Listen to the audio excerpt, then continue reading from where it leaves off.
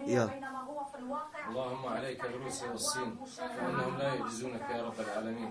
روسيا شريكة ومتآمرة على الشعب السوري، شريكة في القتل، والصين متآمرتان على هذا الشعب الأعزل، الشعب الضعيف.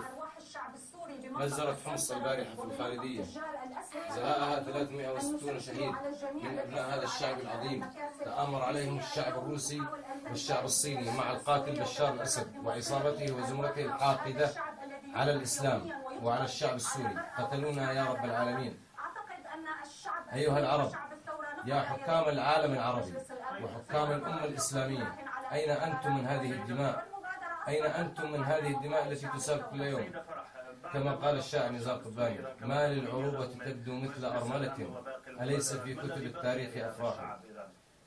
اللهم عليك بروسيا والصين، اللهم عليك فيهم يا أرحم الراحمين يا الله. اللهم نجعلك في نحورهم ونعوذ بك من شرورهم يا رب العالمين.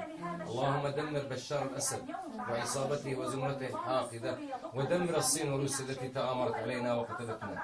روسيا متآمرة على قتل الشعب السوري، والصين متآمرة مع هذا الحاقد القذر بشار الكلب، متآمرة على الشعب السوري العظيم، الشعب البطل الذي أنتج الأبطال على مر العصور.